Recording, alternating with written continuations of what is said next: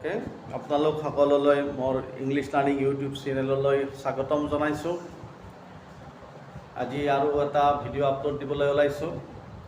আমাৰ টেন্স সম্পৰ্কে আলোচনা চলি আছে। আজিৰ বিষয় হ'ব future continuous tense. We have already discussed till future indefinite tense, অৰ্থাৎ ফিউচাৰ ইনডিফিনিট টেন্সলৈকে আমি আলোচনা কৰিলোঁ। 9টা টেন্স আলোচনা কৰিছোঁ। আজি 10 নম্বৰ tense, that is future continuous tense. Okay, so I am writing on the board future continuous tense.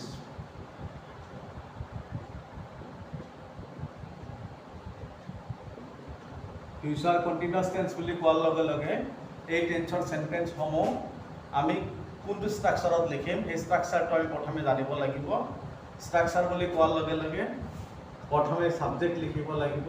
তাৰ পিছত মই আগৰ ভিডিঅ'টোত কৈছিলোঁ যে ফিউচাৰ টেন্সটো এটা বিশেষ টেন্স য'ত আমি অসমীয়াত ব বা ম অৰ্থাৎ ভৱিষ্যতৰ কাৰ্য প্ৰকাশ কৰিবলৈ ব বা ম ব্যৱহাৰ কৰোঁ, আৰু তাৰ কাৰণে ইয়াত ছাবজেক্টটোৰ পিছত চেল বা উইলৰ ব্যৱহাৰ হয়। গতিকে ছাবজেক্টটোৰ পিছত চেল অৰ উইল লিখিলোঁ। তাৰপিছত যিহেতু এইটো কণ্টিনিউৱাছ টেন্স, গতিকে কণ্টিনিউৱাছ টেন্সত সাধাৰণতে বি ভাৰ্ব আহে, কিন্তু ফিউচাৰ কণ্টিনিউৱাছত বি ভাৰ্ব নাহি, বি নিজে আহে। So subject shall or will be আৰু continuous বুলি কোৱাৰ লগে লগে ভাৰ্বৰ লগত সদায় ing দিব লাগে। So ভাৰ্ব ing অবজেক্ট থাকিলে লিখিম, আৰু যদি কিবা কিবি থাকে এক্সটেনশ্যনত লিখি যাম। এতিয়া ফিউচাৰ কণ্টিনিউৱাছ টেন্স কি কি অকেজনত ইউজ হয়? সাধাৰণতে আমি যি 9টা টেন্স শিকিছোঁ ফিউচাৰ ইনডিফিনিটলৈকে, এই গোটেইকেইটা টেন্স বহুলভাৱে ব্যৱহাৰ হয়, ইউজ হয় আমাৰ দৈনন্দিন জীৱনত বা লিখোতে হয়। কিন্তু ফিউচাৰ কণ্টিনিউৱাছ টেন্স তেনে মানে বেছি ইউজ নহয়, বা পাৰফেক্ট টেন্স ফিউচাৰ পাৰফেক্ট টেন্সত তেনেকুৱা ইউজ নহয়, ফিউচাৰ পাৰফেক্ট কণ্টিনিউৱাছ টেন্সৰো তেনেকুৱা ইউজ দেখিবলৈ পোৱা নাযায় গ্ৰামাৰবিলাকত। তথাপি আমি জানিব লাগিব যে ফিউচাৰ কণ্টিনিউৱাছ বুলি কোৱাৰ লগে লগে the name itself signifies what it means, অৰ্থাৎ নামটোৰ দ্বাৰা আমি গম পাই যাওঁ যে ফিউচাৰ কণ্টিনিউৱাছ টেন্সে কেনেকুৱা ধৰণৰ কাম প্ৰকাশ কৰিব। অৰ্থাৎ ভৱিষ্যতে যদি কোনো কাম চলি থাকে, অৰ্থাৎ অহাকালি হওক বা কোনোবা দিন হওক, অনাগত দিনত বা আগত দিনত যে কোনো এটা কাম চলি থাকিব, তেনেকুৱা ক্ষেত্ৰত আমি ফিউচাৰ কণ্টিনিউৱাছ টেন্সৰ ব্যৱহাৰ কৰিম। সাধাৰণতে ট্ৰেন্সলেশ্যন দিলেহে, অৰ্থাৎ অসমীয়াত আমি বাক্যবিলাক লিখিলে ইংলিছত লিখিবলৈ সহজ হয়। অন্যথাই ফিউচাৰ কণ্টিনিউৱাছ টেন্স কাৰেকশ্যন কৰাৰ সময়ত অলপমান জটিলতা আহি যায়, কাৰণ যিটো চেণ্টেন্স আমি ফিউচাৰ কণ্টিনিউৱাছ টেন্সত লিখিম বুলি ভাবোঁ, সেইটো চেণ্টেন্স আমি ফিউচাৰ ইনডিফিনিট টেন্সতো লিখিলে অৰ্থটো প্ৰকাশ পায়। কিন্তু অসমীয়াত যেতিয়া লিখা থাকিব যে অহাকালি ৰাতিপুৱা মই ইংৰাজী পঢ়ি থাকিম, এই চেণ্টেন্সটো অৰ্থাৎ অহাকালি ৰাতিপুৱা মই ইংৰাজী পঢ়ি থাকিম, এই চেণ্টেন্সটোত কি আছে যে অহাকালি ৰাতিপুৱা মোৰ ইংৰাজী পঢ়ি থকা কামটো চলি থাকিব। গতিকে এনেকুৱা অসমীয়া বাক্য আমি কি টেন্স লিখিম? ফিউচাৰ কণ্টিনিউৱাছ টেন্সত লিখিম। চ' ফিউচাৰ কণ্টিনিউৱাছ বুলি কোৱাৰ লগে লগে কোনে পঢ়ি থাকিব? মই। গতিকে মই ইংলিছ কি? আই লিখিলোঁ। চ' আইৰ লগত কি আহিব? চেল। তাৰপিছত কি আহিব? বি। তাৰপিছত কি? পঢ়ি থাকিম, পঢ়াৰ ইংলিছ কি? ৰিড। তাৰ লগত কি দিলোঁ? ing, আই চেল বি ৰিডিং। কি পঢ়ি থাকিম? ইংলিছ। চ' কি লিখিলোঁ? ইংলিছ।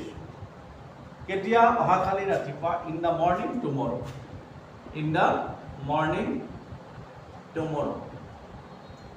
চ' নিশ্চয় আমি বুজি পোৱাত কোনো অসুবিধা হোৱা নাই যে ফিউচাৰ কণ্টিনিউৱাছ বুলি কোৱাৰ লগে লগে ভৱিষ্যত সময়ত কোনো এটা কাম চলি থকা বা কৰি থকা বুজাওঁ।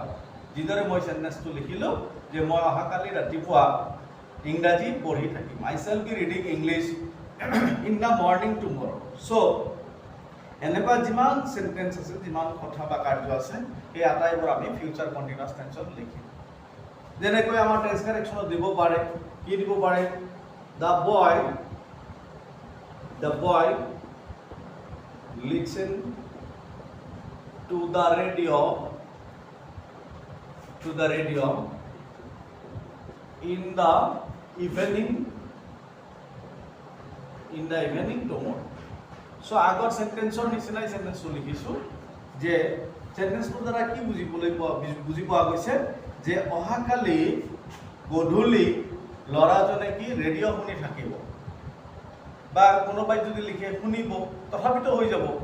কিন্তু আমি এনেকুৱা অৰ্থ প্ৰকাশ কৰিব বিচাৰিছোঁ যে অহাকালি তেওঁ গধূলি ৰেডিঅ' শুনি থকা কামটো চলি থাকিব। সো এইটো আমি কি টেন্স লিখিব লাগিব, ফিউচাৰ কন্টিনিউয়াছ টেন্সত লিখিব লাগিব। কি হ'ব, the boy will be listening, কি হ'ব, will be listening, will be listening to the radio in the evening tomorrow. So নিশ্চয় বুজি পাইছে এই টেন্সবিলাক ইমান ব্যৱহাৰ নহয়, কিন্তু আমি ডিসকাস কৰিছোঁ কাৰণ কেতিয়াবা পৰীক্ষাত আহে আৰু নিশ্চয় টেন্সৰ কথা যেতিয়া আলোচনা কৰিছোঁ ডিটেইলছ জানিবও লাগিব, নাজানিলেতো নহ'ব। সেইকাৰণে কি ভৱিষ্যতত যিকোনো কাম হ'ব, হৈ আছে, চলি থাকিব বা কৰি থাকিব, তেনেকুৱা অৰ্থাৎ সদায় কি ফিউচাৰ কন্টিনিউয়াছ টেন্সত লিখিব লাগে। এতিয়া আমি আহিম নেক্সট টেন্সলৈ, অৰ্থাৎ ফিউচাৰ পাৰফেক্ট টেন্সলৈ আহিম। মই ইয়াতে বৰ্ডত লিখি দিছোঁ। So future perfect tense, future perfect বুলি কোৱাৰ লগে লগে আমি ইয়াৰ ষ্ট্ৰাকচাৰটো কি লিখিব লাগিব, এই আগৰ নিচিনাই ধৰক সাবজেক্ট লিখিব লাগিব, তাৰপিছত এইটো টেন্সত শ্যাল উইলটো আহিবই, শ্যাল অৰ উইল। তাৰপিছত পাৰফেক্ট বুলি কোৱাৰ লগে লগে হেভ ভাৰ্ব কিন্তু আমি কেতিয়াও নিলিখাকে নোৱাৰোঁ, অৰ্থাৎ হেভ ভাৰ্বটো পাৰফেক্ট টেন্সৰ এটা ডাঙৰ বৈশিষ্ট্য। অ'কে, সো ইয়াতে কিন্তু হেভ ভাৰ্বৰ অকল হেভেই ইউজ হ'ব। ফিউচাৰ পাৰফেক্ট টেন্সত হেভহে আহিব, হেজ নাহে বা হেড কেতিয়াও নাহে, কাৰণ যিহেতু ফিউচাৰ হেডটো পাষ্ট টেন্স বুজায় আৰু হেভ আৰু হেজটো প্ৰেজেণ্ট বুজায়। প্ৰেজেণ্ট বুজালেও আমাৰ ইয়াতে থাৰ্ড ফৰ্মৰ ছাবজেক্টৰ লগতো হেভহে আহিব, হেজ কেতিয়াও নাহে। সো এইটো কথা বহুত মনত ৰাখিবলগীয়া কথা। কিছুমান ষ্টুডেণ্টে কেতিয়াবা লিখি দিব পাৰে যে C will has been, C will has, এনেকৈ লিখিব পাৰে, কিন্তু সেইটো মনত ৰাখিব লাগিব সম্পূৰ্ণ ভুল, কাৰণ ফিউচাৰ পাৰফেক্টত অকল হেভে আহিব, হেজ কেতিয়াও নাহে। So subject plus shall or will, তাৰপিছত হেভ। আৰু পাৰফেক্টৰ এটা অন্যতম বৈশিষ্ট্য এণ্ড most important characteristic সেইটো হ'ল যে ভাৰ্বৰ সৈতে পাষ্ট পাৰ্টিচিপল ফৰ্ম ইউজ কৰিব লাগে। সো মই পিপি বুলি লিখিছোঁ, past participle form of the main verb. Okay, short ফৰ্মত লিখিছোঁ PP, that means past participle form of the main verb. তাৰপিছত যদি অবজেক্ট থাকে লিখিম, আৰু অন্যান্য কিবা ৱৰ্ড থাকিলে এইবিলাক এক্সটেনশ্যনৰ ভাগত লিখিম। এতিয়া কথাটো হ'ল যে ফিউচাৰ পাৰফেক্ট টেন্স কি অকেজনত ইউজ হয়। ফিউচাৰ পাৰফেক্ট টেন্স বুলি কোৱাৰ লগে লগে আমি জানিব লাগিব যে পাৰফেক্ট মানে কি সম্পূৰ্ণ, কিন্তু ফিউচাৰ পাৰফেক্ট যিটো কাম এতিয়ালৈকে হোৱাই নাই, কিন্তু হোৱাৰ সম্ভাৱনা থাকিব ভৱিষ্যতে, তেনেকুৱা ধৰণৰ কাম ফিউচাৰ পাৰফেক্ট টেন্সত লিখিব লাগিব। যেনেকৈ কি মই অহা সপ্তাহ মানে দিল্লীলৈ যামগৈ। অ'কে, মই অহা সপ্তাহ মানে দিল্লীলৈ যামগৈ, এনেকুৱা চেণ্টেন্স সাধাৰণতে কি টেন্স লিখিব লাগিব, ফিউচাৰ পাৰফেক্ট টেন্স, অৰ্থাৎ ভৱিষ্যতত কামটো সম্পূৰ্ণ হ'ব তাৰ তেনেকুৱা সম্ভাৱনা বুজাবলৈ ফিউচাৰ পাৰফেক্ট টেন্সত ব্যৱহাৰ কৰা হয়। সো ইংলিছত কি লিখিম, I shall have gone to Delhi by next week. আৰু ইয়াতে কি লিখিম, বাই নেক্সট উইক, অৰ্থাৎ অহা সপ্তাহ মানে কি কৰিম, দিল্লীলৈ যামগৈ। আকৌ আৰু এটা ৰুল এই টেন্সটোৰ আছে, সেইটো হ'ল যে যেতিয়া ভৱিষ্যতত দুটা কাম হ'বলগীয়া আছে, দুটা কামেই ভৱিষ্যতৰ কাম। যেনেকৈ আমি পাষ্ট পাৰফেক্ট টেন্সত পাইছিলোঁ, অতীতত দুটা কাম হৈছিলে, যাৰ যিটো কাম আগতে হৈ যায় সেইটো পাষ্ট পাৰফেক্ট টেন্স, আৰু যিটো অলপ পিছত হয় সেইটো পাষ্ট ইনডিফিনিট টেন্সত লিখিছিলোঁ। ইয়াতেও ঠিক তেনেকুৱা কথা এটা আহিব যে ভৱিষ্যতত হ'বলগীয়া দুটা কামৰ যিটো আগতে শেষ হোৱাৰ সম্ভাৱনা থাকিব সেইটো কিন্তু ফিউচাৰ পাৰফেক্ট টেন্সত লিখা হয়, আৰু যিটো পিছত শেষ হোৱাৰ সম্ভাৱনা থাকে সেইটো কিন্তু প্ৰেজেণ্ট ইনডিফিনিট লিখা হয়। গতিকে লক্ষ্য কৰিবলগীয়া কথা, আমি পাষ্ট পাৰফেক্টত এটা পাষ্ট পাৰফেক্ট লিখিছিলোঁ আৰু পাষ্ট ইনডিফিনিট লিখিছোঁ, কিন্তু ইয়াতে কিন্তু এটা পাষ্ট ফিউচাৰ পাৰফেক্ট আহিব আৰু এটা কিন্তু ফিউচাৰ ইনডিফিনিট নাহে, প্ৰেজেণ্ট ইনডিফিনিট আহিব। সো চেণ্টেন্সবিলাক কেনেকুৱা হ'ব, ধৰক মানে লিখিলোঁ যে ছাত্ৰজনে স্কুল পোৱাৰ আগতে বেল বাজিব, স্কুল পোৱাৰ আগতে বেল বাজিব। সো ইয়াতে দুটা কাম, এটা হ'ল ছাত্ৰজনে স্কুল পোৱা আৰু এটা হ'ল কি বেল বজা। এতিয়া ছাত্ৰজনে স্কুল পোৱা নাই, বেলো বজা নাই, হয়নে নহয়? দুটা ভৱিষ্যতৰ কাম, ফিউচাৰৰ কাম। কিন্তু কোনটো কাম আগত হোৱাৰ সম্ভাৱনা আছে? বেল বাজিব। স্কুল পোৱাৰ আগতে বেল বাজিব, অৰ্থাৎ বেল বজা কামটো আগতে হ'ব। গতিকে এইটো কিহত লিখিব লাগিব? ফিউচাৰ পাৰফেক্টত লিখিব লাগিব। অ'কে, স্কুল পোৱাৰ আগতে বেল বাজিব, so' it should be written in future perfect tense. আৰু ছাত্ৰজনে স্কুল পাব, অৰ্থাৎ স্কুল পোৱাৰ মানে স্কুল পাব, এই পাৰ্টটো লিখিব লাগিব প্ৰেজেণ্ট ইনডিফিনিট টেন্সত। অ'কে, প্ৰেজেণ্ট ইনডিফিনিট টেন্সত। আৰু মাজতে কি হ'ব? আগতে আছে, আগতে থকাৰ কাৰণে আমি পাষ্ট পাৰফেক্ট টেন্সত যেনেকৈ বিফৰ ব্যৱহাৰ কৰিছিলোঁ, ঠিক বিফৰ শব্দটো লিখিব লাগিব। আৰু সদায় অসমীয়া বাক্যৰ শেষত থকাখিনি প্ৰথমে লিখিব লাগে। চ' বেল বাজিব, অৰ্থাৎ বেল বাজিব বা বেল বাজিবগৈ স্কুল পোৱাৰ আগতে, so' it should be in future perfect tense. গতিকে ফিউচাৰ পাৰফেক্ট টেন্সত আমি কি লিখিম? বেল বাজিবগৈ বা বেল বাজিব। দ্য বেল, তাৰপিছত কি আহিব? উইল, তাৰপিছত কি? Have, ring, rang, rung. The bell will have rung. কেতিয়া? ছাত্ৰজনে স্কুল পোৱাৰ আগতে। এইটো কিন্তু প্ৰেজেণ্ট ইনডিফিনিট টেন্সত লিখিব লাগিব, অৰ্থাৎ the bell will have rung before the student, that means ছাত্ৰজনে, the student reaches school. Okay, second পাৰ্টটো বিফৰৰ পিছৰ পাৰ্টটো আমি কি টেন্স লিখিলোঁ? প্ৰেজেণ্ট ইনডিফিনিট টেন্স লিখিলোঁ। আৰু প্ৰেজেণ্ট ইনডিফিনিট টেন্স লিখোঁতে সদায় লক্ষ্য ৰাখিব লাগিব ছাবজেক্টটো কি। ছাবজেক্টটো আছে দ্য ষ্টুডেণ্ট, ষ্টুডেণ্টটো থাৰ্ড পাৰ্চন ছিংগুলাৰ নাম্বাৰ, আৰু সেইকাৰণে ৰিচৰ লগত কি আহিছে? ইয়াছ আহিছে, অৰ্থাৎ ভাৰ্বৰ লগত এছ বা ইয়াছ আহে, third person singular number. Subject হ'লে প্ৰেজেণ্ট ইনডিফিনিট টেন্সত। সেইটো কথা সদায় মনত ৰাখিব লাগিব। আৰু আমাৰ বেছিভাগ ষ্টুডেণ্টে এই টেন্সত এইখিনিতে বেছিকৈ ভুল কৰে, অৰ্থাৎ এছ বা ইয়াছ দিবলৈ পাহৰি যায়। তো এনেকুৱা এক্সাম্পল আৰু আমি কেইটামান লিখিব পাৰোঁ। যেনেকৈ ধৰক এটা টেন্স কাৰেকশ্যনত মই চেণ্টেন্সটো লিখিছোঁ, কেনেকুৱা হ'ব? যে we reach home before it rains. So this is a very simple sentence, কিন্তু কেতিয়াবা এই simple sentence to আমাৰ ষ্টুডেণ্টক কনফিউজনত পেলাই দিয়ে। কেনেকুৱা কনফিউজনত পেলাব? হাউ? যে আমি দেখোন পাইছোঁ বিফৰ থকা চেণ্টেন্স, আৰু বিফৰ থাকিলে প্ৰথমখিনি পাষ্ট পাৰফেক্ট টেন্স লিখিব লাগে, এনেকৈ ভাবিব পাৰে। কিন্তু লক্ষ্য ৰাখিব লাগিব, হয় বিফৰ থাকিলে পাষ্ট পাৰফেক্ট টেন্স লিখা হয় প্ৰথমখিনি, কিন্তু এবাৰতো এফালে কি? সোঁফালেতো পাষ্ট ইনডিফিনিট টেন্স নাই, সোঁফালে আছে কি? ৰেইন নাই, অৰ্থাৎ ৰেইন থাকিলে পাষ্ট ইনডিফিনিট টেন্স হ'লেতেন। ইয়াতে আছে কি? Rains, that means it is in present indefinite tense or simple present tense. তেতিয়াহ'লে মনত পেলাব লাগিব যে যদি প্ৰেজেণ্ট ইনডিফিনিট টেন্স থাকে বিফৰৰ পিছত, তেতিয়াহ'লে তাৰ আগৰখিনি কি? ফিউচাৰ পাৰফেক্ট টেন্স লিখিব লাগিব, কাৰণ ভৱিষ্যতে হ'বলগীয়া দুটা কামৰ যিটো আগতে হোৱাৰ সম্ভাৱনা সেইটো ফিউচাৰ পাৰফেক্ট, আৰু সেই সূত্ৰে এইটো ফিউচাৰ পাৰফেক্ট লিখিব লাগিব, আৰু পিছত হোৱাটো প্ৰেজেণ্ট ইনডিফিনিটত লিখিব লাগে। সেইটো আমাৰ লিখাই আছে। চ' নিশ্চয় ডাউট ক্লিয়াৰ হ'ব। So' we shall have reached, কি হ'ব? We shall have reached. Okay, we shall have reached home before it rains. অৰ্থ হ'ল যে আমি বৰষুণ দিয়াৰ আগতে ঘৰ পামগৈ। অ'কে, আমি বৰষুণ দিয়াৰ আগতে ঘৰ পামগৈ, অৰ্থাৎ ভৱিষ্যতে দুটা কাম হোৱাৰ কথা আছে, এটা বৰষুণ দিয়া আৰু ঘৰ পোৱা। আৰু বৰষুণ দিয়াটো পিছত হ'ব, সেইকাৰণে প্ৰেজেণ্ট ইনডিফিনিটত লিখা আছে, আৰু ঘৰ পোৱাটো আগতে হ'বগৈ, সেইকাৰণে এইটো ফিউচাৰ পাৰফেক্টত লিখিব লাগিব। ঠিক এনেকুৱা চেণ্টেন্স আমি বহুত লিখিব পাৰিম, যিবিলাকত দুটা দুটা কাৰ্যৰ কথা উল্লেখ থাকিব, আৰু দুটা কাৰ্যই ভৱিষ্যতত হ'বলগীয়া, আৰু সেইকাৰণে যিটো আগতে হ'বলগীয়া সেইটো কি? ফিউচাৰ পাৰফেক্ট, আৰু পিছত হ'বলগীয়াটো কি? প্ৰেজেণ্ট ইনডিফিনিট টেন্সত লিখিব লাগিব। অ'কে, ঠিক তেনেকৈ চাওক আৰু আমি এক্সাম্পল লিখিব পাৰোঁ যে